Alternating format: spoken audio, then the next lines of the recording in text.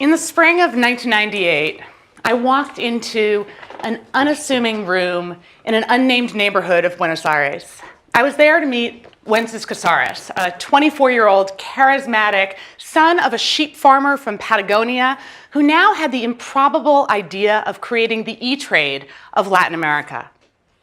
When I walked out of that office, I was carrying with me one of the most important lessons I've learned.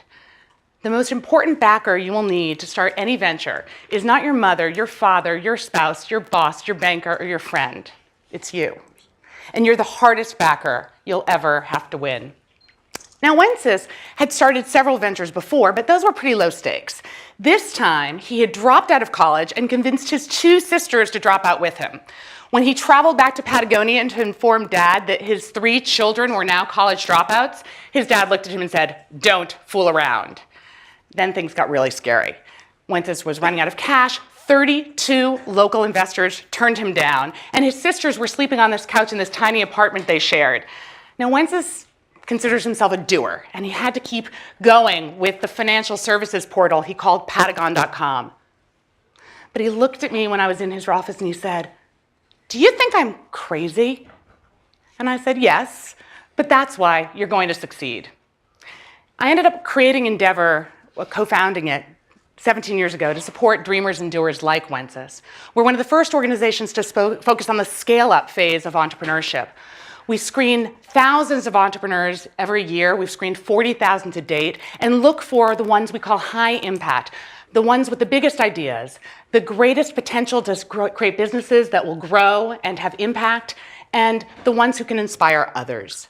We put them through a year-long screening process, and once they become Endeavor entrepreneurs, we give them a suite of services. 900 people have made it through that screening to date, and we give them everything from access to talent to access to capital. In Wences' case, we brought him a COO, we introduced him to VCs, we gave him a Stanford Business School student to help him with an expansion plan.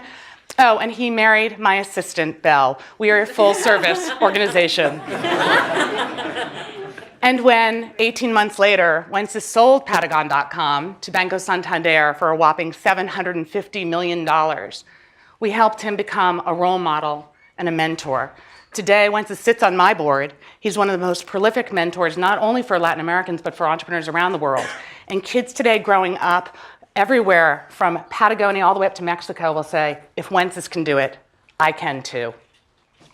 I've learned a lot of lessons supporting these doers like Wences over the years, and I want to share 4 lessons today. But first, I wanted to just tell you a little bit about my own story and how I got started. I grew up in a traditional household outside of Boston. My parents met when they were 14 and 17 at a dance in Rhode Island. My dad was a lawyer, my mom was a stay-at-home mom, and they are incredibly loving, focused on education, and almost genetically risk-averse. Stability and security is what they crave. And some of this rubbed off on me. I went to Harvard for college, and then I took the safe path and applied to law school. But as soon as I got to Yale Law School, I figured out I had no interest in becoming a lawyer. And this was scary for me because up until then, I'd done the safe thing. I'd tried to please other people, but I really decided it was time for me to figure out who I was.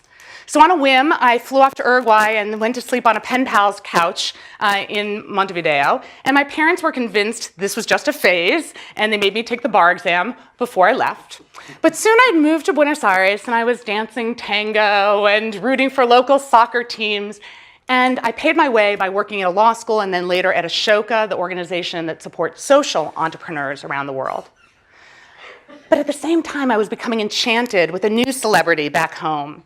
This was the Gilded Age of Michael Dell and Howard Schultz and Bill Gates. It was the dramatic return of Steve Jobs. This was when Netscape and Yahoo had just created these magical IPOs. And I became a convert to entrepreneurship. It seemed to fit that moment of individualism and rebellion and daringness that I was experiencing. So I kept talking about entrepreneurship with friends in Latin America, and they really didn't understand what I was saying. And one day, I was late for a meeting, and I struck up a conversation with a taxi driver. He told me that he had an engineering degree, but couldn't find work except for driving a cab. I said, "Really? Excuse me, but why aren't you, and I couldn't think of the word in Spanish, so I said in English, an entrepreneur. He said, what are you talking about? I told you that no one will hire people with my skills. Only the governments and big businesses hire. I don't know what you're talking about. I said, no, you know, an entrepreneur is someone who starts a business of their own. He said, oh, empresario, using the word for big businessman. I said, no, it's empresario. Like, what's the word for an entrepreneur? Someone who starts something, who innovates on their own? He shrugged. I don't think we have a word like that here. And then it dawned on me. No wonder I wasn't seeing many of these high-flying entrepreneurs, these innovators in Latin America. Not only did they lack startup capital, which is why 32 investors ended up turning Wences down, they didn't even have a word for such a person. So I had a vision. What if there was an organization to find these young dreamers, to support them in scaling their businesses, to help them transform local economies? What if we created a global network around innovation? I thought this was a great idea, and I went rushing back to the United States, and I went home and talked to all my friends, everybody I knew, from economic development to Wall Street, and nada, nothing. No one had a clue what I was talking about. I tried to get foundation capital and racked up ding letters telling me why my dream would fail. And that was my first personal lesson of entrepreneurship, which is that the first part of doing anything different is being misunderstood. Because if you think about it, if you're trying to shake up the status quo, then those following the status quo are not necessarily going to embrace your vision. But luckily, I found another person who had the same strange idea, Peter Kellner. He was at Harvard Business School at the time and had just come back from China, where he too had this idea to support these emerging market entrepreneurs. And the two of us had our first meeting at my parents' kitchen table outside of Boston. And we crafted the business plan for Endeavor on a napkin. Now, my parents were on the other side of the room. They were not pleased. My mother said, Linda, you're not thinking of giving up your job for this, are you? My dad reminded me of the pledge I'd made that I would take some time off the treadmill, but then I would focus on a real career. If I wasn't interested in the law, how about consulting? That wasn't working, so my mother took a different tack. You know your eggs aren't getting any younger, she said. I was 28 and a half, and at that point, my mother had myself, my brother, and was pregnant with my sister. And she said, you know, you've got to stop getting on all these planes if you ever want to get married. So here I was caught between what my parents wanted for me and what I was feeling myself. It was the same feeling Wences felt looking at his sisters on the couch and what most entrepreneurs I know confront. It's that juxtaposition between doing what's the safe and the known and the unsafe and unknown. It's the juncture between hope and fear. And I chose hope. I looked at my parents and I said, I can't turn back. This is who I am. This is what I'm supposed to be. And I think that I've thought a lot about that kitchen table moment. And I think that my passion for helping entrepreneurs stems a lot from wanting to help them through those moments when they feel most alone, when no one else believes in them and their idea. Now, one of the things that I then learned is that once you give yourself permission to think contrarian, to be different, you must brace yourself because everyone else is now going to criticize your choice. And I learned this in one of the most defining moments of my career. So a few months after that kitchen table moment, I got a 10-minute meeting with Eduardo Elstein. Now, Eduardo had been a college dropout himself and had secured a 10-minute meeting with George Soros in the early 90s and pitched him this idea that Argentina was suddenly going to become a hot market. Eduardo walked out with a $10 million check from Soros that he proceeded to turn into the largest real estate empire in the nation. So 5 minutes into our meeting, Eduardo looks at his watch and says, okay, I'll try to get you a meeting with Soros. I said, no, I don't want to meet Soros. Eduardo, you're an entrepreneur. I'm an entrepreneur. This is about supporting entrepreneurs. Here's what I want. I want your time, your passion, and $200,000.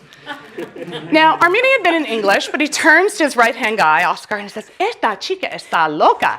He's like, she seems, it's like you're in a bad movie where the heroine kind of seems nice and charming, and then all of a sudden you're in the shower, and she's coming at you with a knife.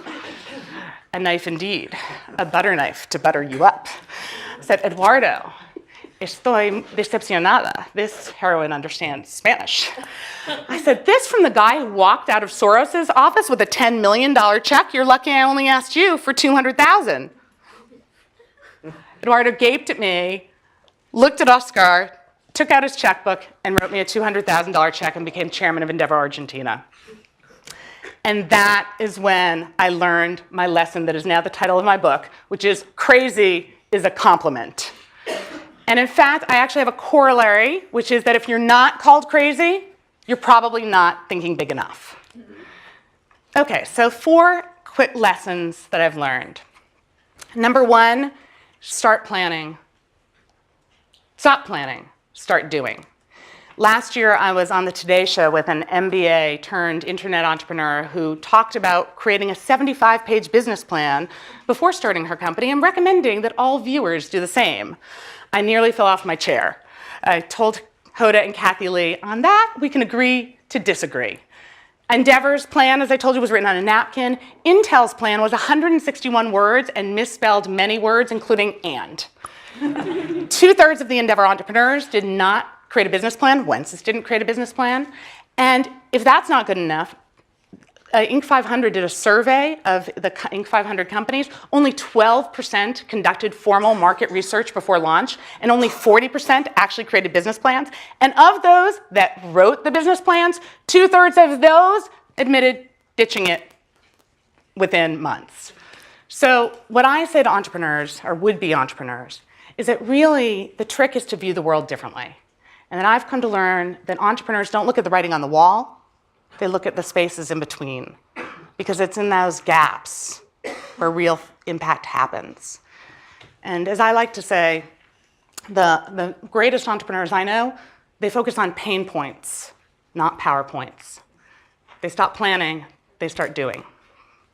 Lesson number 2, don't bet the farm. Now, we have this image sometimes of entrepreneurship as this incredibly risky thing. Ray Kroc, the man who took McDonald's to scale, said, if you're not a risk taker, then get the hell out of business.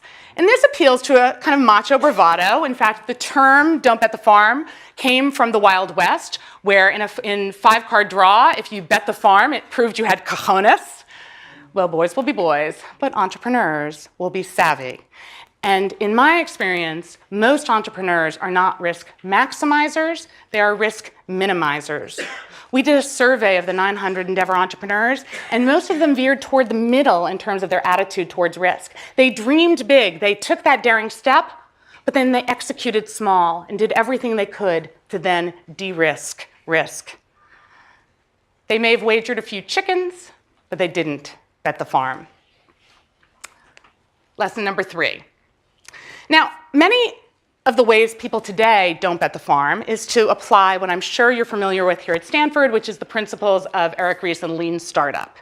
And while I am all for minimum viable products, I would like to suggest an alternative model that I consider the dark arts of entrepreneurship. And they don't teach it here at the engineering school. And the way I approached funders is I confined them to small spaces where they couldn't escape. I would loiter outside airplane bathrooms. I would lurk in fancy restaurants. I would hover around gym treadmills. Yes, I was a stalker. And that brings me to lesson number 3. Stalking is an underrated startup strategy. And one of my favorite entrepreneurs started this way. Her name was Josephine Esther Menser. So Estelle Menser, as she was known, was born to Hungarian Jewish parents in Queens, but she coveted luxury. One day she was at a salon and she noticed this beautiful blouse that a woman was wearing. She said, "Where did you get that blouse?"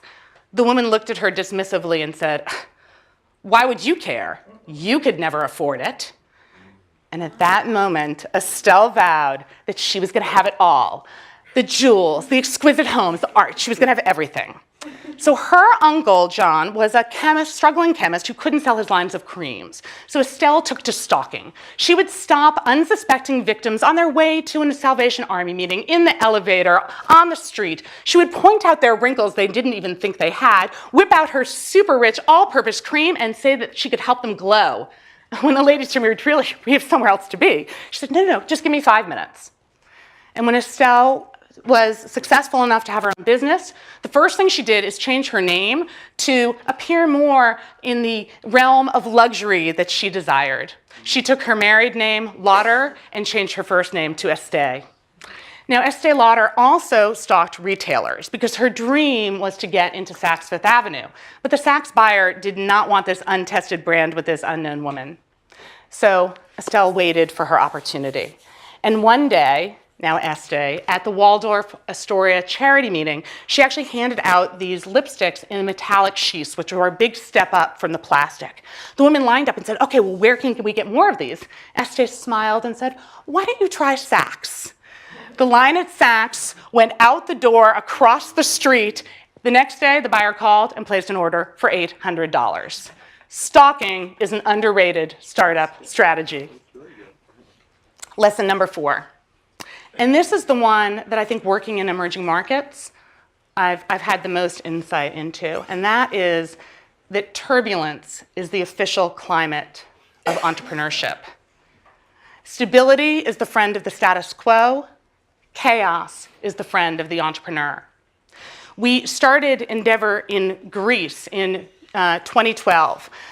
We spent 15 years working in the emerging markets, and afterwards, business leaders from Greece called and said they were interested. We then went to, more recently, Spain and Miami, so I've been joking that we now also work in the submerging markets.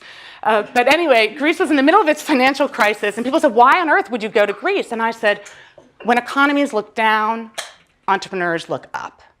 And while we've had many incredible entrepreneurs come out of Greece during that recession, or come out of Egypt in the midst of revolution, I could give countless examples. My favorite 2 stories I'm going to tell today took place at a different time. One took place during the Napoleonic Wars. The Russians were invading France and looting and pillaging everything they came across, including the vineyard of Barbe Nicole Ponsardin. So Barbe Nicole was the 40-year-old widow of Francois Clicquot and had inherited a small winery. But she was very adept, and she actually did something revolutionary, which is she took the bottles, stored them in a rack upside down, turned the bottles to freeze off the excess yeast, and it resulted in a sharper taste. Champagne to this point had been very sweet. And her 1811 vintage is considered the first modern champagne. She was widow in French is veuve, so she's known as Veuve Clicquot. Now, the Russians come pillaging, everybody else is shuttering their doors, and Veuve Clicquot spots a marketing opportunity. She resolves to get the Russian army wasted. Now they drink, tomorrow they will pay, she said. So she drowned the Russians in free wine, and when Napoleon's army beat back the Russians a few months later, she did it in reverse. So she gave the Napoleonic army the champagne flutes and the bottles, but they were riding on horses and they couldn't actually use the flutes. So instead, they took their swords and lopped off the necks of the bottles, and that is how sabrage was created. What happened next was her biggest gambit. In the spring of 1814, right before the ceasefire was announced, Barbe Nicole, who had held back that 1811 vintage, decided to take all the bottles and run the blockade and get them to St. Petersburg and Moscow. This was very dangerous. If she had been caught, she would have been ruined. But instead, she timed it perfectly. The moment the treaty was signed and the ceasefire was announced, her bottles were already appearing in Moscow. The Russians were drinking like fish, and Tsar Alexander announced he would only drink the widow. To me, this is a moment of someone seizing opportunity in chaos. And there's a kicker to this story, which is that today, Veuve Clicquot honors women business leaders every year. And one of the years, I won an award. And the award is actually a vine named after you in Reims. So just watch out, because the Rottenberg grape may be coming your way soon. The last story I want to tell gets back to the issue of mindset, which I think that I've learned most of all, that working in countless places, I've learned that it's not finance, it's not institutional structure, it's not culture that prevents people from becoming entrepreneurs or taking risk even in their jobs. It's psychology, it's mindset, it's giving yourself permission to fail. My favorite story for this is Walt Disney, who was 26 years old. And at that point, he had been a failed newspaper illustrator. He'd started and bankrupted 2 companies with his friend Ub Iwerks. But at this point, he was ready to celebrate his first success. He'd come up with the cartoon character Oswald the Lucky Rabbit. And Oswald scored with audiences. And he was in New York celebrating and to meet the husband of his film distributor. But at the meeting, Walt got a nasty surprise. Instead of giving Walt higher profits, the film distributor announced that he had hired away all of Disney's team and taken full rights over Oswald. Walt was devastated. And on the train home, he brooded. Lillian, his wife, said he was like a raging lion. He had no contract, no employees, and worse yet, he had no cartoon character. And all the lovable characters, the lions, the dogs, the rabbits, were all taken. So Walt said about the only creature left that hadn't been featured in cartoons was the mouse. By the time the train pulled into Kansas City, he had on-train stationery created this drawing of a mouse with red velvet pants and 2 pearly buttons. And Walt reportedly wanted to call the mouse Mortimer. But Lillian said, too sissy. So Walt said, well, what do you think of Mickey, an Irish name, an outsider's name? She said, better than Mortimer. Mickey Mouse was born in a moment of chaos. So that's what I want to leave you with today, which is Walt said, my constitution is that I feel more comfortable when things are going wrong than when things are smooth as whipped cream. And so the biggest lesson of entrepreneurship, I believe, is to act counter to everyone else and counter even to your own instincts. When your world is smooth as whipped cream, do something to shake it up. See the world differently. Startle the everyday. When everyone else is zagging, start zigging. But when things are rough and unsure and every dreamer faces setbacks, don't give up. Stay calm, narrow your options, be a doer like Wences, maybe clink with the enemy like Veuve Clicquot, and above all else, stay on the entrepreneurial train. Because if you don't, while you're complaining about your misfortune, somewhere someone else will board a train and conjure up Mickey Mouse or some other crazy idea, and you'll be stuck holding Oswald the rabbit. Thank you.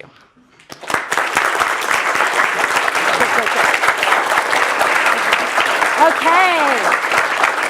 So now you know why I am the president of Linda's fan club. So I want to dive back into all the things you've learned from Endeavor. Yep. How many how many countries is Endeavor in now? We're now in 20 countries on 5 continents. Can you name where you started at least and kind of give us a little map of how you expanded? Oh, this is going to be my quiz? Yeah, quiz. I forget anybody. We are in, so all over Latin America, Argentina, Brazil, Chile, Uruguay, Mexico, Colombia, and now Peru. I don't know if you consider Miami part of Latin America. We're in South Africa. We're all over the Middle East, so Turkey, from Turkey to Morocco, Saudi Arabia, the United Arab Emirates, Jordan, Lebanon, Egypt.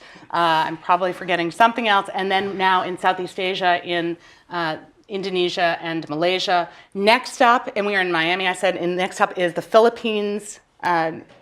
Spain and Greece are also in our network already. Next up is the Philippines, Italy, Nigeria, and then Detroit. Detroit. So, yeah. So. Well, so that great emerging market. What happens when you set up an office there? So let's imagine Detroit. You set up an Endeavor office there. What actually happens? Yeah. So believe it or not, I no longer stalk people. Now they call us. But we really believed from the get-go it's about mentorship. Tom Friedman called us mentor capitalists. So we said we've got to start, eventually our hope is that like Wences, our entrepreneurs become the role models that become the mentors. But you've got to start with the existing business leaders. So actually one of the stories that happened a little later, about 4 years into Endeavor, I got a call from Pedro Aspe, the former finance minister of Mexico. And he asked me to come talk to a group of business leaders about entrepreneurship and maybe bringing Endeavor there. And he undersold what was happening because I walked in the room and someone tapped me on the shoulder and said, do you understand what % of Mexico's GDP is in the room? I said, no, and I don't think I want to. And it was Carlos Slim and Lorenzo Zambrano and Emilio Escarga of SEM and all the business leaders. And they said, look, why is entrepreneurship happening in Brazil and Argentina and Chile? Why not Mexico? So I looked at them and said, okay, well, here in Mexico, you're the big fish, and you tend to eat the little fish. I said, so if you're interested in Endeavor, why don't you think of us as an aquarium where you learn to feed the little fish? And I thought I was going to get kicked out of the room or something, and instead they all signed up. And 10 years later, Emilio runs most of the media, and the top business magazine had a spread on a decade of entrepreneurship in Mexico, and the headline was "Big Fish Feeding the Little Fish." So I think that really sums up our model. We have the top business leaders who commit. They think the one thing they can do is find and nurture these innovators that they otherwise wouldn't meet through their networks. I think one of the biggest insights that I learned about early on from Endeavor was the idea that one of the biggest problems in these parts of the world is that there aren't local role models. Yes. And so it's something we obviously don't have a problem with here in Silicon Valley. Right. You know, everyone in this room is probably starting a company, okay? But when you go to these other places and you ask about entrepreneurship, people either think that, you know, it's a euphemism for being out of a work, or that, you know, your daddy gave you the job, yeah, or that the you did something government illegal. contract, or exactly illegal. Yeah. I think trust is another big issue. No, I would tell the story of Steve Jobs and Steve Wozniak, and people would look at me and say, "How is this relevant to my life? I don't even have a garage." And and I think that one of the things we've done is, you know, I mentioned Wences, but so many of our entrepreneurs are running family businesses. We have one of my favorite entrepreneurs grew up in the slums of Rio. She was a cashier at McDonald's, Leila Velez, and her sister-in-law Zika, you know the story, was a hairdresser. And Leila got frustrated that there weren't products for curly-haired Afro-Brazilian, population. And she said, poor people deserve to feel beautiful too. And so she and Zika went to Leila's kitchen and concocted a potion. They tested it on their husbands. The husband's hair falls out. They go back to the sink. We meet them. They have a salon where there are 6-hour waits because these products were so desirable. And we said they're onto something. And we help them with franchise experts. We help them reconfigure their team and get access to capital. And people say, okay, that's a nice story of microfinance. We said, no. There's nothing micro about Leila and Belleza Natural. It's now this last year generated more than $80 million in revenues. They employ more than 2,300 women. And Leila goes around saying, this, if I can do it, you can too. That is the most powerful message. And I think telling stories that aren't just in tech and that aren't just young people, but people in all industries, really from all walks of life, the more stories we have that people can find relatable, the more people that are going to be starting something. Terrific. So you've been in now all these countries. Can you give us some sense about the differences between them? Because obviously, you probably have to do things differently when you go into these different cultures.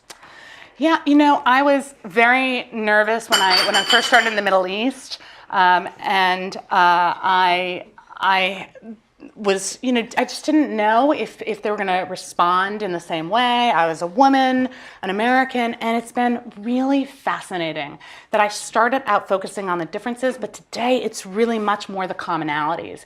I think entrepreneurs everywhere, they have a desire to see things differently, to change the world for the better, to create jobs. And even on the operational level, everyone said, oh, it's different in Saudi Arabia than it is in Brazil. And what about Uruguay? It's tiny in Jordan. And then Fernando Fabre, who's now our president, who ran Endeavor Mexico and was so good and kept telling me what I was doing wrong. So I said, fine, then just come be the president. He started giving people scores based on their Net Promoter Score that we use from Bain to talk about how entrepreneurs view our services. And he gave each board a scorecard. And suddenly they said, well, wait a minute, what's the best practice that they're doing in Indonesia that's working? Or Turkey seems to be doing that, interestingly. And suddenly, it's amazing, competition really works. They all started saying, forget the differences, we're all going to apply what works. Great. So I want to, in a second, open it up to the audience. Does anyone have a question, a burning question they want to start with? Okay. What's your question? One. Great. Which is the best office operation? That the question is which is the best operation. I would say that one of the things that the scorecard really taught is that different offices are good at different things. And I think whereas Brazil and Turkey do a lot in terms of the broader conversation about entrepreneurship, in Mexico, they really focused on looking at universities, and they have 9 different offices in different countries. In South Africa, it's something else. So what we've tried to do is take a little bit from every office and sort of call together the best practices, but there's no one office. And in fact, we started a co-investment fund called Endeavor Catalyst. And I thought all the entrepreneurs were going to come from 1 or 2 countries, and it's really been a widespread of countries. So good question, but my answer maybe is a little wimpy, but I think they all do different things well. So I want to dive into this question about the characteristics of entrepreneurs. Yeah. And I love the fact that you said that entrepreneurs are really not risk takers. Their goal is to really try to squeeze the risk out, Yes. get the best people, the technology, the best markets. Yes. How do you teach people to do this? Is this something that you spend time actually cultivating in people? I think that we've, actually in the book I talk about something we did at Endeavor, which is different profile types. I'm a big fan of Myers-Briggs, and so we actually did these different profile types. And what we've learned is you can be successful as different types of entrepreneur. There are some entrepreneurs that are focused on a brand, think of an Oprah Winfrey or Richard Branson. The others that are focused on numbers and metrics, thinking of a Jeff Bezos. There are others that are focused on the new thing. And there are others that really just want to have impact. What we think is know your strengths and then surround yourself with people who bring something else to the table. If you're not comfortable with numbers, find someone who is. If you're comfortable just innovating, doing mini innovations, get someone who's going to think more creatively. So what we found is we focus a lot on teams and making sure that within the team you have the different strengths. Great. And it goes way back in the back. Please speak really loudly. I read online that you're a member of the Council on Foreign Relations. I was just curious if at all how that relates to your work with Endeavor, and sort of what impact that has on the things that you decide to go after. Yeah, the question is about the Council on Foreign Relations, and I think that to me, I think that a lot of the strategies now for diplomacy are failing because they're being held at the business level, at the political level. And I really think when I look at the people we have across cultures that are partnering, that are doing businesses together. We have Brazilians that are now partnering with people in Dubai and Oman. And I think that to me, the next wave of diplomacy is going to be held, I think, entrepreneur to entrepreneur, E to E.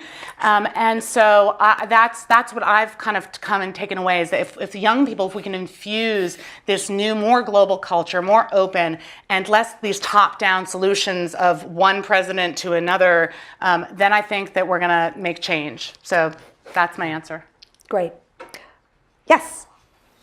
Hi, I'm a PhD candidate, so Yes. I do research on entrepreneurs. Uh-huh. I'm curious, from the ground, what are the questions that you would hope that scholars at Stanford would be looking at? Like, what are the burning questions that you have? Well, to me, one of the things we've started doing research at Endeavor, because we got frustrated, is that all the focus on ecosystem development, which is now what people want to do, they want to cultivate entrepreneurial ecosystems to solve, social problems. The two frustrations we have are, one, it focuses on the startup.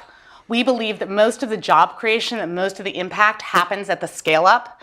And a lot of times in these markets, it's family businesses that are taken over by the next level and the next generation, and they could get to the next level, but they need that help. So I think that's number one. I would love more work looking at what happens at the scale up phase rather than all the research on the startup. The other thing is, it talks a lot about the red tape. The number of days it takes to get a business started is something that the World Bank puts out. Our entrepreneurs don't care whether it takes 2 days or 20 days or 200 days. They'll get around the red tape. The issue is human capital, it's access to talent, it's this trust issue, and it's the lack of mentorship. So I think these softer issues, you brought up role models, mentorship, trust, almost are never factored in. They're harder to study, they're intangible. We're starting to look at network effects and the role of entrepreneurs we found who actually go on and become angel investors as well as mentors of the next generation, have outsized influence on their ecosystem. That's where the catalytic effect happens. But I think that looking at different, less traditional, what are the policies, what's the role of capital, at the more human and psychological and intangible things, I would certainly pay a lot for that research. Building on that, one of the things that I found, I'm fortunate enough to get to travel to different places of the world, Yes. and we have lots of entrepreneurs come here, and one of the things that always comes up is the fact that in a lot of other places, people don't give equity to their employees. Yes. And that's one of the things that's so powerful here is that when you bring people onto your team, you give them a part of the company, Right. and they feel like they're owners. Absolutely. And that ends up being a huge motivator for people. Whereas if they don't get it, they feel like, well, I'm here to make you successful. Can you talk a little bit about how you deal with that in different parts of the world? Yeah, it's a great question. And we spent, I should say, every time we go into a country, the first thing we do is unwind bad deals. So the biggest problem is the entrepreneurs own no equity. So any sort of venture investing in these markets when we get started, for $100,000, entrepreneurs are giving away 95% of the company. So I think one of the things we start to do is educate the investor network community there to talk about what Silicon Valley does in terms of making sure the entrepreneurs and the executive teams are properly incented, and then they can build that out. So while many of our entrepreneurs, in fact, are the first in their communities to give equity, what they've also taught me, and running this kind of hybrid nonprofit, for-profit type organization, I've learned that while financial equity is important, psychic equity is more important. And I think that for millennials today especially, that issue of autonomy, of collaboration, of doing something that's really important, that is incredibly powerful. So what strikes me about these entrepreneurs is it's not about creating the next WhatsApp. It's not about getting rich and IPOing quick. That's great if that happens, they want to grow, but they really believe that they are transforming their countries and they are creating better jobs and lives for people in their communities. And that is so powerful that people want to work for them. So I think that sometimes here we get so caught up in the financial side that we forget about the power of psychic equity. Really important. So why don't we talk a little bit about Endeavor's business model? How did it start and how has it changed? Well, we decided that trust was such an important missing ingredient that we would be what Bill Draper called venture capital without the capital for a while, and that we would be the neutral provider that provided the screen for entrepreneurs, the seal of approval, but that we wouldn't invest ourselves. About 3 years ago, some of the investors on my board, Nick Beim from Venrock, Reid Hoffman, now from LinkedIn and Greylock, and a few others, came and said, you know what, it's time. There's so many investors now from all over the world calling Endeavor up to find and invest in our companies. We can do this in a rules-based way. So we created something called Endeavor Catalyst. And we now passively co-invest in all our entrepreneurs who raise rounds of financing from qualified institutional investors. And the great thing about that is we can maintain neutrality because we let the lead investors set the terms. They piggyback on our due diligence, and then we piggyback on their due diligence and their terms, which is great. And what's exciting is we have both a donation option, but we also have LPs. So we have this investment fund that we've started as well. And I can't really talk about it yet, but we're about to do something very exciting. Maybe you'll have me back here that's about to go retail. And our goal is that in the next 7 years, that Endeavor will become increasingly self-sustaining off the success of our entrepreneurs. And what's really exciting to me is that now close to $1.5 million of the more than 25 million we've raised so far is coming from Endeavor entrepreneurs themselves. They want to pay it forward and co-invest in one another. Fabulous. Really, really inspiring. Yes. So how do you go to market for finding the right entrepreneurs for the program? Yeah, we spend a lot of time locally. As I said, so we have offices in 20 countries, I mentioned, 46 cities now. Endeavor has 350 full-time employees, of which 40 are based in the US. We have an office in California and our headquarters in New York, and the rest are in the field. So what we do is we have these business leaders, the top leaders in the country, and we have a team of anywhere from 2 at the beginning to 40 in Brazil, our largest country, and they are scouring their countries looking for top innovators in any sector. So we work with a lot of the accelerators on the tech side, but we're also really looking for non-traditional companies that really have the potential to scale, but they're at an inflection point. We're all about that scale up, so we want people who've gotten some traction, but really, if we can unlock their potential, could really create many jobs, create lots more revenues. And then 5 times a year, Tina knows this because she participated in a selection panel. It's sort of the Olympics of entrepreneurship. I call it 12 Angry Men. I love when there's a woman because the film 12 Angry Men, one juror holds out or one juror can sway everybody. And these get very intense. And so by the time people come through this selection panel, it's only 900 of 40,000. They have that seal of approval and they have such good relationships. So we have entrepreneurs that have stayed in touch with the head of Amazon International or the head of different companies that can teach them about franchising or marketing. And so part of the process itself is the reward. And in fact, now 15% to 20% of the companies we select did not make it the first time. So one of our companies in Argentina that's about to IPO this year actually had to come through twice because we were told them the first time that they were too arrogant and they didn't have their plan in order. And they spent a year working to get into the Endeavor network, and now they're one of our top companies. It's called, Globant. Yeah, it was an incredibly inspiring experience. It was several years ago, and I still stay in touch with a lot of the entrepreneurs I met there. Exactly. In fact, Diego Piacentini, from yeah. I met him there, and he then became an ETL speaker here. So I love that. That's great. Any more questions from the audience? Yes. We just moved out here recently, and I'm getting ready to pitch my ideas. I've got the pain point nailed, as you described. Good, so you don't have your PowerPoint. That's fine. No. Yeah. You need a PowerPoint here. Yeah. But the trick is how to turn that, I guess, how to find a solution that makes it palatable. Because the pain point, people kind of like panic and run away from. And I need some kind of, maybe it's about pitching the positive side of it in order that people can listen, and that's when they'll write the checks, or how does one make that transition, I guess? I'm happy to talk offline. You can follow me at Linda Rottenberg on Twitter, and you can email me.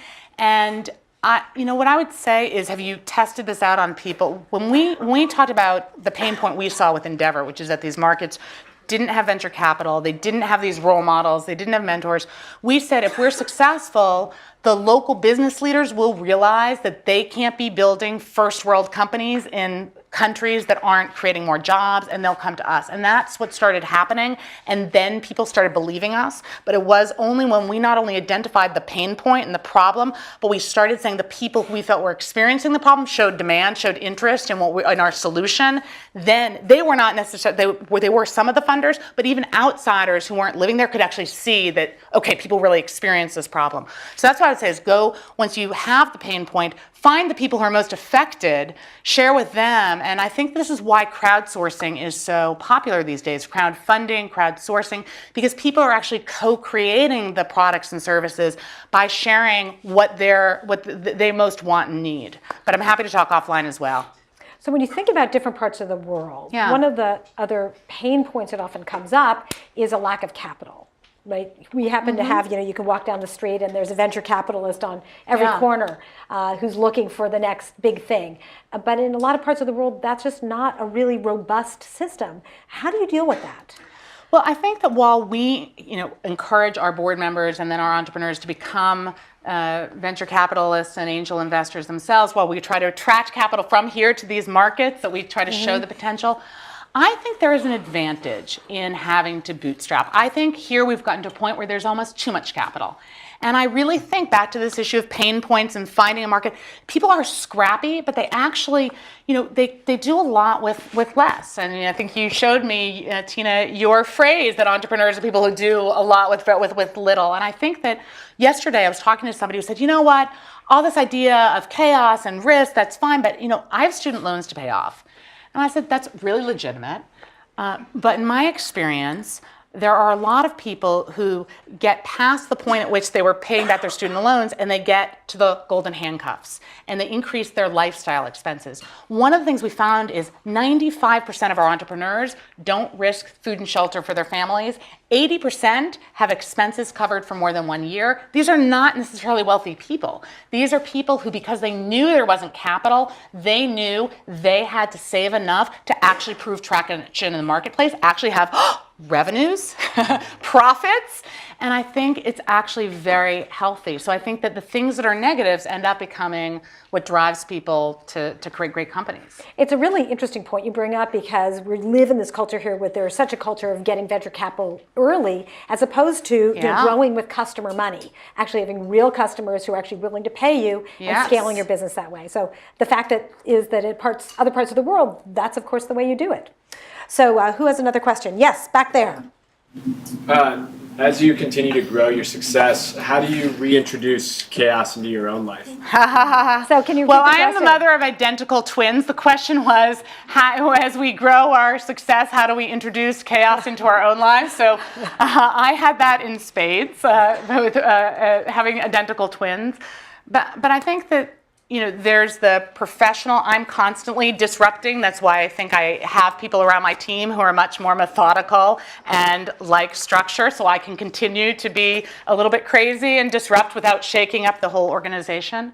But I think it gets to something else where we're thinking about my twins, which is that, part of what I've had to learn is how to be a leader, how to be an entrepreneur and a mom. And I didn't even realize I was a leader. I mentioned that Wences had married my assistant, Belle. Well, Belle first taught me this lesson when I was a few years in and I was at Harvard Business School. It was the unveiling of the first Endeavor case study. And I thought we had arrived. And I called Belle and I couldn't wait to share my news. And she said, Linda, you forgot to authorize payroll today.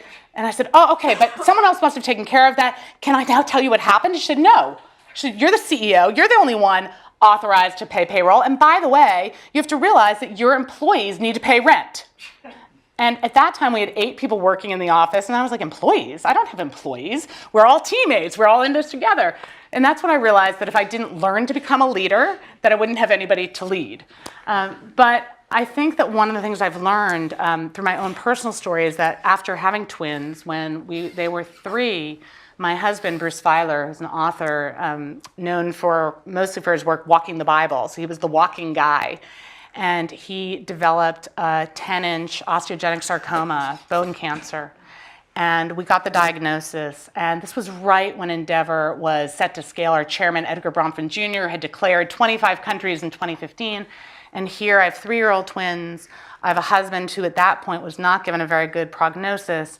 And I said, look, I've got to be at every chemotherapy treatment. He had a 17-hour surgery. He had 9 months of chemo. And when I wasn't with him, I really wanted to make sure my girls were stable.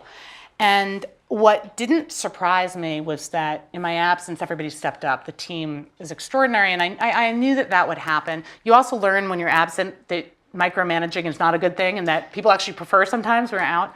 But here's what did surprise me. My husband is 5 years cancer-free now, I should say. And when I came back to the office full-time a year later, I couldn't keep up the walls that I had traditionally thought of especially as a female leader. I thought I had to be, invincible and compartmentalize and not talk about my personal life. But people kept asking about Bruce and my twins, Tybee and Eden. And I just let my guard down and I would share what was going on. I occasionally cried. And instead of freaking people out or making them more distant, it really drew us closer. And a number of the younger employees said to me, you know what, Linda, we always thought of you as this role model, but kind of superhuman and not in a good way, in a kind of unrelatable way.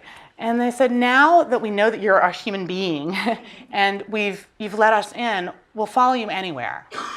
And so I think that is one of the biggest lessons I've learned, is that being authentic, being vulnerable, it actually opens you up to many possibilities. It's very scary. It does reintroduce chaos, but it's what really makes you grow. Thank you for sharing that story with everyone. I know it's, was a very painful period of time. And I'm sure that really affected a lot of the lessons that you learned, in writing a book about. In fact, I understand that Bruce helped you. He's quite a well-celebrated author. And this book, Crazy is a Compliment. The question is, can you have too many crazy people in your organization? I mean, can you only have like one crazy person there who's stirring things up, or can everybody have that crazy gene all the time? That is a great question, in that you don't want everyone at every moment being disruptive. But here's what I've come to believe, and I talk a lot about, I call entrepreneurs skunks in my book. I named it after Lockheed Martin's Skunk Works. And I think that everyone today, even if you plan to be in a consulting firm or an investment bank or corporation, your companies are no longer safe, your job's no longer safe. Even if you're sole proprietor today and you're not going to have any employees, your path is not secure. Everyone today, I think, needs to think and act more like an entrepreneur. Everyone needs to take more risks, or risk being left behind. And yet, as we've been talking about, the whole process of entrepreneurship is that tension between taking risk and de-risking risk. Thinking big, dreaming big, executing small. And so I think that everyone today can learn these skills, even if they're not necessarily going to create their own organization. Terrific. Question? Yes. I just had a question on you spoke a little bit about the lean startup methodology, which is kind of taught a lot at Stanford in the Yes. Bay Area, and it sounded like you had some criticisms of it, but No, I was sort of making a joke. I think Eric Ries has done a phenomenal job. Many of our entrepreneurs use minimum viable products. I was just saying that it doesn't cover everything, and that traditional methods, including my joking, don't really stalk people. But I thought, that basically people, it's not just all about minimum viable products. That people actually, there's art as well as science to entrepreneurship, and I think a lot of it really is about psychology. And it's not only the psychology of the founder; it's about the interaction and engagement with the customers, with the funders, with the community. And so I think my only point in a trying to be somewhat humorous way is that I think we risk sometimes thinking everything can be boiled down to a science.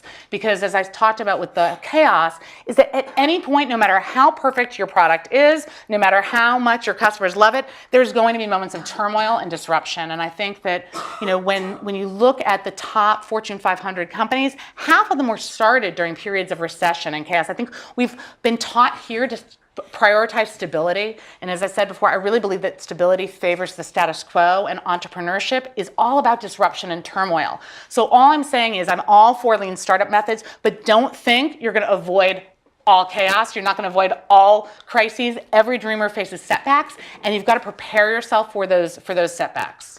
Great. Yes. Share a little bit of your story at the very beginning. So you said you wrote this idea on a napkin, Yes, and then you went to raise some money. But what are some things that you've done that set up a foundation for your success and kind of got you through the dips and the challenges that most entrepreneurs face within the first few years? Yeah, I think that, I talked a little bit about some of the first believers. And after that scenario with Eduardo Elstein, La Chica Loca, we got a call from the 3G guys in Brazil, the men who've now taken over, Burger King and Heinz and Anheuser-Busch. And they said, look, Linda, we want to bring Endeavor's model to Brazil. We want to create entrepreneurs, but we're going to be partners. We're not taking orders from you. So I think that one of the first things I learned is this is a partnership. We are not going to be the people from America with all the answers. Here's your formula and your franchise manual for cooking the hamburgers in terms of entrepreneurship. It's been a give and take. So I think that not having all the answers allowed us with our entrepreneurs and with our first believers to engage in this experimentation. People like as I mentioned, and Layla of Beleza Natural, they were some of our first entrepreneurs. We said, look, we don't have the network built already. You're helping us build the network. Come along for the ride. We'll tell your story. And so it was really mutual, and it was really interesting. It gets back to vulnerability. The things that should have made us weak, we admitted that we didn't have the money at that point, and that we didn't, even have that much of a network. But they joined us for the ride, and they felt like, all right, we're building this together. And in fact, many of our earliest entrepreneurs are now our board members. They're now our funders. So I think that that's the thing. Don't be embarrassed to have people co-create. I think that really, if you've solved a problem, people want to join you for the ride. They don't expect you to have everything done and set. But they will often trust you more than the foundations and the investors thought we were crazy. They didn't understand it. So that was the other thing. We went right to the markets, and we said, we're going to get our support locally. And then now we're a $30 million organization. Now we get support globally, but really starting with the people who had the need right in front of them, that really helped. I love that you mentioned Wences so much. He, of course, lives locally now. Yes, he lives locally and now has been one of our ETL speakers. So for anyone who's interested, you could go hear now running his a story. Bitcoin company. Exactly. Okay, great. So crazy.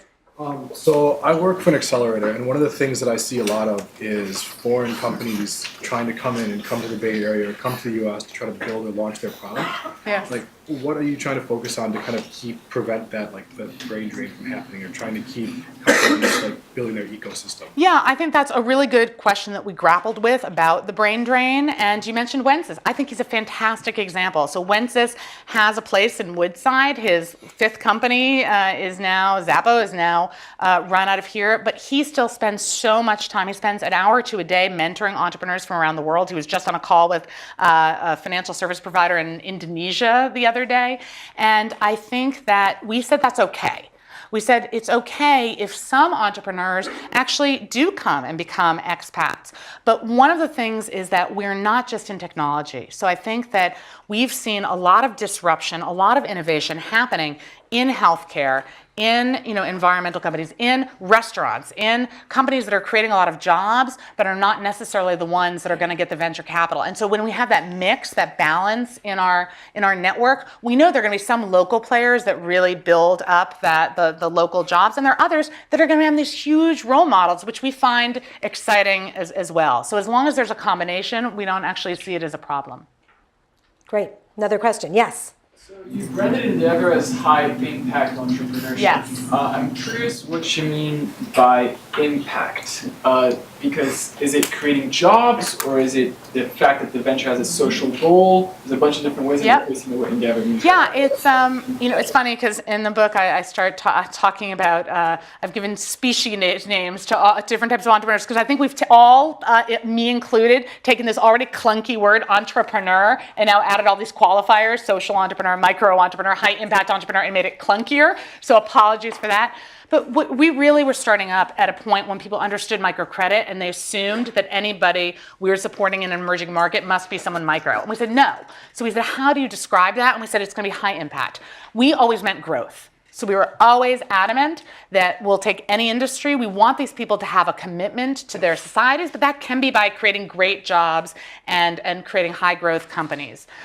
What we realized is that many of them end up, even if they're not per se an education company or environmental company, having some social values built in, because trust is such an issue. We have a company, for example, in Jordan, a fantastic chain of pharmacies, Pharmacy One, and Amjad Aryan, the entrepreneur, realized there weren't enough trained pharmacists. So he ended up creating schools within the colleges to train pharmacists. Today, 70% of his pharmacists are women that he actually trained by going into the educational system. We have so many examples of that where entrepreneurs, because there isn't the human capital, where they're training people, they're often given the first equity, the first health care to their workers. They're paying for the education of the kids. They're somehow banking the unbanked in some way.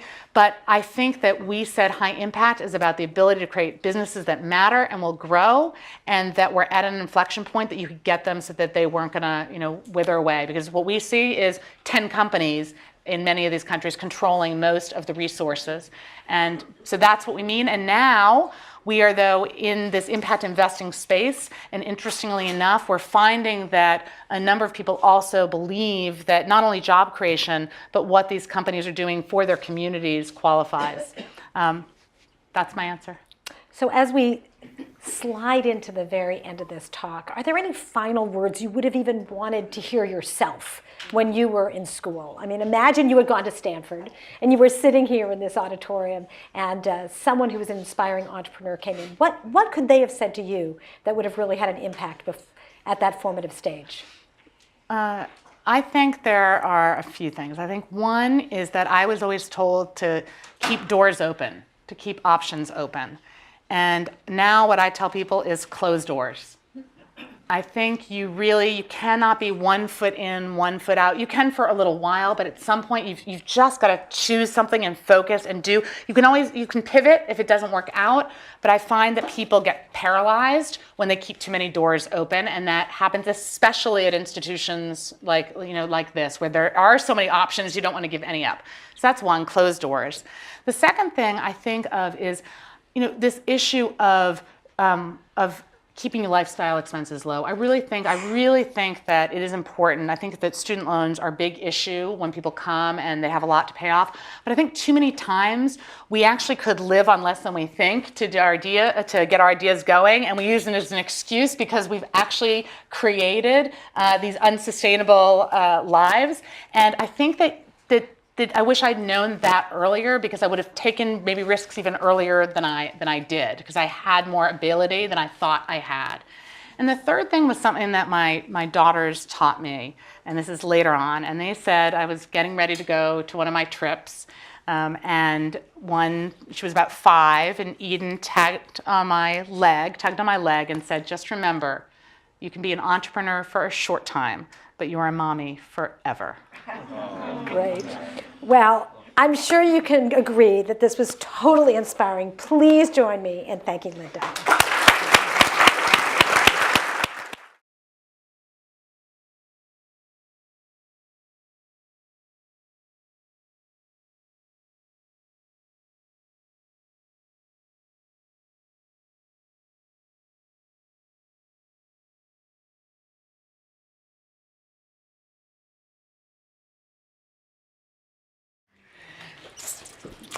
In the spring of 1998, I walked into an unassuming room in an unnamed neighborhood of Buenos Aires. I was there to meet Wences Casares, a 24-year-old charismatic son of a sheep farmer from Patagonia who now had the improbable idea of creating the E-Trade of Latin America. When I walked out of that office, I was carrying with me one of the most important lessons I've learned. The most important backer you will need to start any venture is not your mother, your father, your spouse, your boss, your banker, or your friend. It's you. And you're the hardest backer you'll ever have to win. Now, Wences had started several ventures before, but those were pretty low stakes. This time, he had dropped out of college and convinced his 2 sisters to drop out with him. When he traveled back to Patagonia and to inform Dad that his 3 children were now college dropouts, his dad looked at him and said, "Don't fool around." Then things got really scary. Wences was running out of cash. 32 local investors turned him down, and his sisters were sleeping on this couch in this tiny apartment they shared. Now, Wences considers himself a doer, and he had to keep going with the financial services portal he called Patagon.com. But he looked at me when I was in his office and he said, "Do you think I'm crazy?" And I said, "Yes, but that's why you're going to succeed." I ended up creating Endeavor, co-founding it 17 years ago, to support dreamers and doers like Wences. We're one of the first organizations to focus on the scale-up phase of entrepreneurship. We screen thousands of entrepreneurs every year. We've screened 40,000 to date, and look for the ones we call high impact, the ones with the biggest ideas, the greatest potential to create businesses. What if we created a global network around innovation? I thought this was a great idea, and I went rushing back to the United States. And I went home and talked to all my friends, everybody I knew, from economic development to Wall Street, and nada, nothing. No one had a clue what I was talking about. I tried to get foundation capital and racked up ding letters telling me why my dream would fail. And that was my first personal lesson of entrepreneurship, which is that the first part of doing anything different is being misunderstood. Because if you think about it, if you're trying to shake up the status quo, then those following the status quo are not necessarily going to embrace your vision. But luckily, I found another person who had the same strange idea, Peter Kellner. He was at Harvard Business School at the time and had just come back from China, where he too had this idea to support these emerging market entrepreneurs. And the 2 of us had our first meeting at my parents' kitchen table outside of Boston. And we crafted the business plan for Endeavor on a napkin. Now, my parents were on the other side of the room. They were not pleased. My mother said, "Linda, you're not thinking of giving up your job for this, are you?" My dad reminded me of the pledge I'd made that I would take some time off the treadmill, but then I would focus on a real career. If I wasn't interested in the law, how about consulting? That wasn't working, so my mother took a different tack.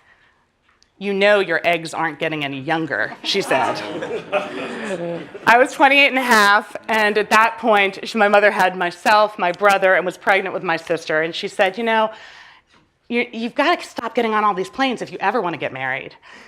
So here I was caught between what my parents wanted for me and what I was feeling myself. It was the same feeling Wences felt looking at his sisters on the couch and what most entrepreneurs I know confront. It's that juxtaposition between doing what's the safe and the known and that will grow and have impact, and the ones who can inspire others. We put them through a year-long screening process, and once they become Endeavor entrepreneurs, we give them a suite of services. 900 people have made it through that screening to date, and we give them everything from access to talent to access to capital. In Wences' case, we brought him a COO, we introduced him to VCs, we gave him a Stanford Business School student to help him with an expansion plan. Oh, and he married my assistant, Belle. We are a full-service organization.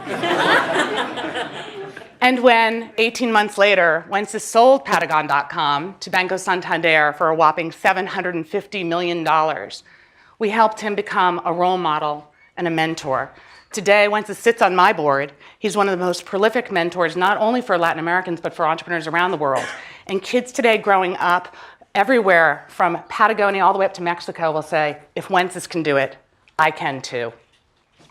I've learned a lot of lessons supporting these doers like Wences over the years, and I want to share 4 lessons today. But first, I wanted to just tell you a little bit about my own story and how I got started. I grew up in a traditional household outside of Boston. My parents met when they were 14 and 17 at a dance in Rhode Island. My dad was a lawyer, my mom was a stay-at-home mom, and they are incredibly loving, focused on education, and almost genetically risk-averse. Stability and security is what they crave. And some of this rubbed off on me. I went to Harvard for college, and then I took the safe path and applied to law school.